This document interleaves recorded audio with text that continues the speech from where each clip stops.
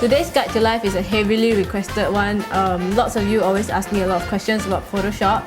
So today I'm going to tackle some of the frequently asked questions and try to answer them the best that I can. The last time I did the Photoshop episode, a lot of you liked it, so this is part 2. Hopefully it will be a little bit more informative. The first question is how to whiten your teeth. So for all of you out there with disgusting yellow teeth, this is how you whiten it. First you pick the magnetic lasso tool, which is here, and you pick it, and then you select the teeth that you want. So now what you do is you go to Image, Adjustments, Selective Color. So you get this box coming out, and then you go to Yellows, and then minus the yellows all the way to 0. So it's minus 100%. And then you go to whites, and then also minus the blacks a bit. And then after this, very simple, what you do is to deselect it by clicking outside. Deselect, Control D. If you're still not satisfied with the discoloration here, like it's a little bit of white and you can clearly see a line, you can use the healing brush. Go to the healing brush tool, set the brush size, and maybe just, spread it around a bit, the whites. Blur it a bit. It looks good enough lah. From far nobody can tell. See? If it's small on the mouth, it just looks fine. Okay, so that's it for teeth. Don't think I did a very good job, but it will work. Before and after. Before and after. The next popular question is how do you remove blemishes? I have with me here a really horrific picture of myself before nose job and before I grew out my double eyelids. Normally, to remove blemishes, I take the healing brush. I don't know what is this, like the plaster thing, okay? And then you go to healing brush tool, and then you select a size that's a little bit bigger than your zit. So let's say the zit is here.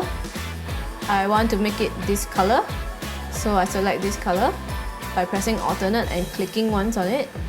And so the cursor would have now selected this color, and what I do is I move my cursor to the zit and I press it, and it becomes magically this color. So it's very amazing. Basically, you keep pressing alternate and healing it, alternate, healing it. So keep doing it until your blemishes are gone. This can be also applied to wrinkles, unsightly hair, pulsating zits, herpes wounds, stuff like that. Before looks like this, and the after looks like this. Before and after. One of the more frequently asked questions is how do you clean up your eyebrows, or how do you define your eyes and make your eyes bigger or look nicer? As you can see, my eyebrows are not really defined looking, so I'm going to try to make them into a nicer shape. Select your eyebrow area, and then you press Shift Ctrl X for liquify. Let's say that I think that the hairs here are very unsightly and high up, so I can push it down. Let's say that you find them too light, you can use the Bun Tool, which is found here. Select a brush size. Let's say 31. My exposure is set at 7.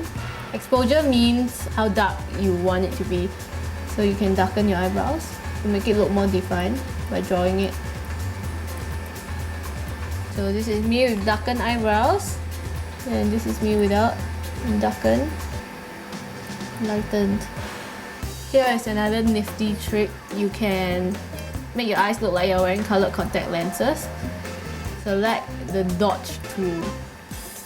Now you have to find a brush size that's a little bit smaller than this area around here, like this, and then you make your exposure about 8, and then you just lighten it. It's like magic. And then what you do is you set exposure about 13, I guess, and you darken.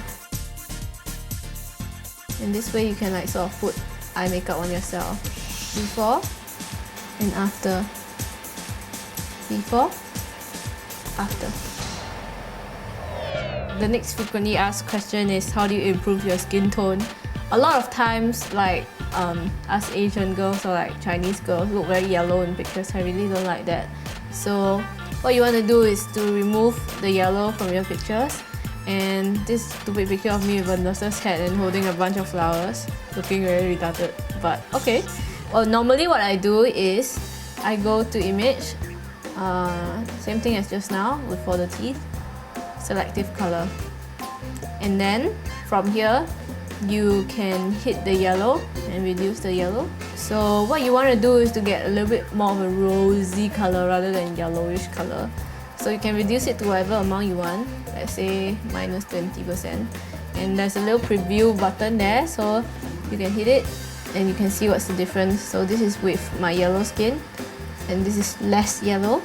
You cannot do too much, but otherwise it's very ridiculous. This is with yellow, this is without. Okay, I do more and you can see, right? This is yellow, this is not yellow. Okay, just do whatever adjustments you think is good lah. This is before and this is after. After that, if you still think that the picture doesn't look too nice, you can go to adjustment curves. Okay, so this is curves. You see that it has this line here. You can put your mouse on any part of the line. Normally I put it in the middle and make it go a bit higher, so it looks brighter that way. I think it looks fine. Maybe a little bit more contrast like that. Okay. This is before and this is after color treatment. Before and after. The next step is what people call jazzing up your photos with like downloaded brushes and stuff like that. So I don't really know how to do that very well, but I guess you can just download random brushes from deviantart.com and go to your brush tool and then make the flow and opacity 100%. Shing, shing, shing. Random stuff like this, I guess. I'm not doing a very good job, but you get the idea, okay? Maybe you can doodle on your current background, you know, to make it chill. I'll just like pick some random pink color and draw in a very crude way. Before and after. Okay, so there you have it, a whole bunch of new Photoshop tricks, and I hope you like them. If you have any more questions, you can leave them in the comment box and I'll read it, and maybe next time we have Photoshop number 3.